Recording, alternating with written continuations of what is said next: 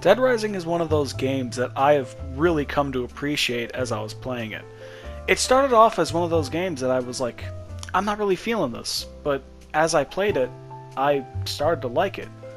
And there's plenty of things that have kept me involved in this game. It has this kind of mood set to it that doesn't pull you away from the experience, and it doesn't really matter how stupid you make Frank look. The narrative of the story doesn't necessarily change. It still has this dark feel to whatever the game is trying to tell you, which is incredible. This is probably one of my favorite games on both this console that I'm currently playing on, which is the PS4, and the Xbox 360, which is the original copy that I have. And one thing that makes this game really good is that if you're in a crowd, it literally just lets you knock everyone out of the way. This is actually the perfect game when I bought it, because by the time I bought it, like, I kid you not, I was like stuck in a crowd, right? And like no one was moving forward, everyone was just kind of in a cluster. And when I actually saw what this game was about, I was having fun. But eventually that wore off. And I started to think, you know, I don't know if I like this game. There were certain bosses that were really hard for almost no reason at all. And it's like, why is he in the beginning of the game? Why is he here? Why is this clown so hard? Why did you? That's what makes this game good. It's hard in a sense that you don't know that it's going to be as difficult as it is. It's almost deceptive, almost like the game is lying to you about its difficulty setting. And that's good. You don't know what to expect. And it makes the game keep you on your toes.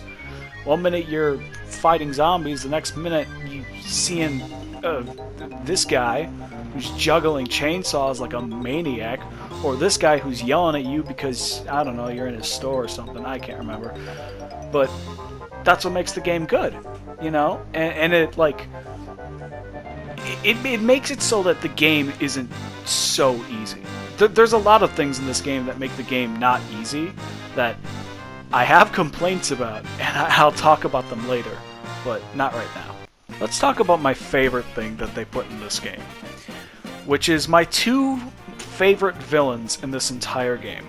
That's Carlito and... who's this guy again? Brock. Yeah, Brock.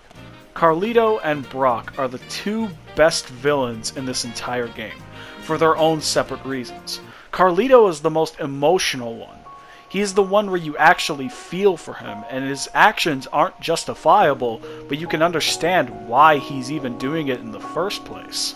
With Carlito, he just wants his family and his friends or whatever town that he was in, to be avenged. And the only reason he's doing that is because the government screwed him over, and they tried to cover it up and sweep it under the rug like it was nothing. And his actions, not necessarily justifiable, they're not reasonable, but you can see why he's doing it. You understand why he's such an almost tragic character and a genuinely good villain.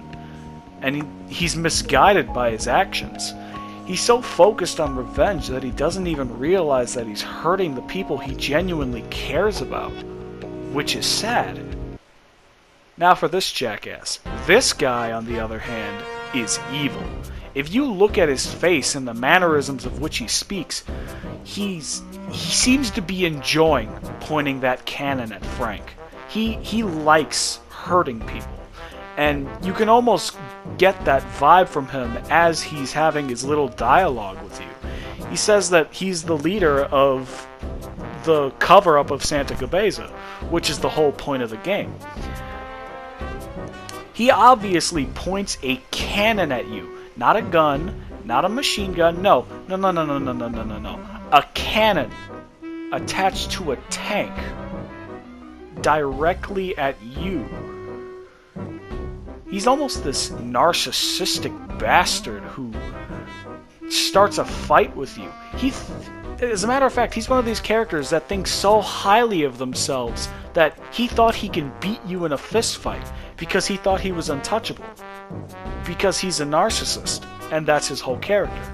He is an evil, sick, twisted, narcissistic bastard that it almost feels so much better to hit him in the face than to actually shoot a gun at him or hit him with a katana or anything like that.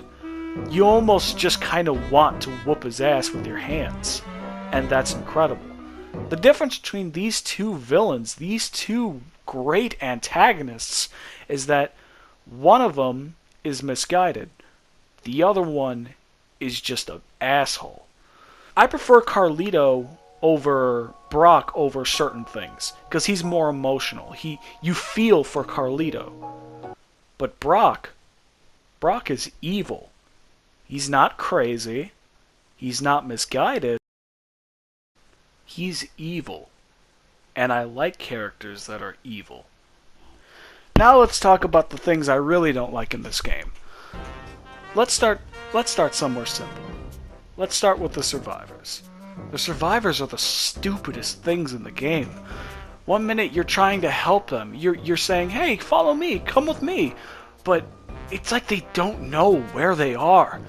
It's like they have some kind of amnesia. They don't know how to move their legs. Sometimes they stop in the middle of nowhere. There's not even an obstacle in front of them, and they just stop. Sometimes they stop to fight a zombie, but they don't remember that they don't have anything to fight the zombie with. It's just this cluttered mess that shouldn't even be there to begin with. And if they spent a little bit more time programming the survivors, I bet you it wouldn't be a problem. It would not be a problem. But no. One thing I can't really wrap my head around is I can't tell if they made the survivors this way based on laziness or let's find a way to make the game harder. And it's probably both.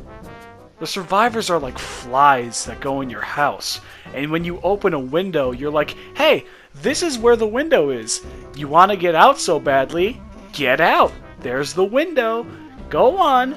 You're leading it to the window, but it doesn't know where the window is. It doesn't know that the window's open. It's not recognizing that you're trying to help it leave. That's what the survivors are.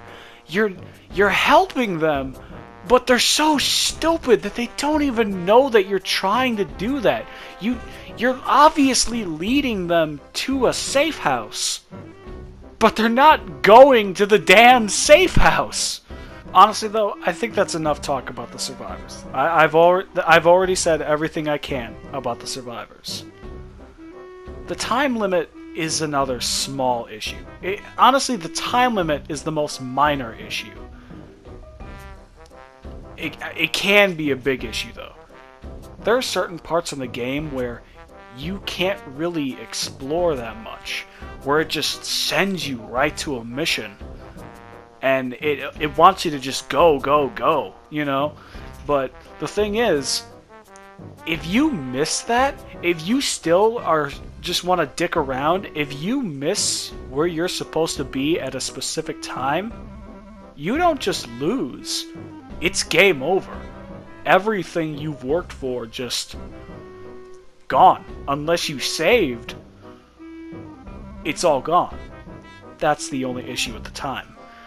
But there's another issue with the timer. Sometimes the mission won't start for a long time. A long time. And you're just kind of sitting there waiting. Most of the time, nothing is happening. It's almost like the game is telling you, hey, now's your time to goof around and mess with the weapons, but there's not that much weapons out there. You don't really want to smash the zombies around. I mean, you can. It's fun. But after a while, that gets kind of stale. Of course, they add in bosses that you could never find just by sitting there. There are some bosses that you actually have to go out and find. Otis doesn't even tell you about... Speaking of Otis. No.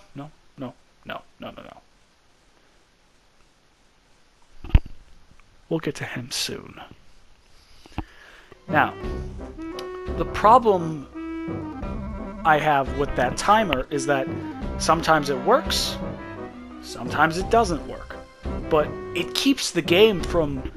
It makes it so that you don't beat the game in like 2 hours. And that's nice. Okay. It's time. We gotta do it.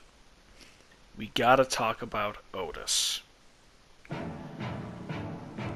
This is the last complaint I have for this game, other than the time limit and the survivors. But the one character that's in this game that is much more evil and twisted than Brock.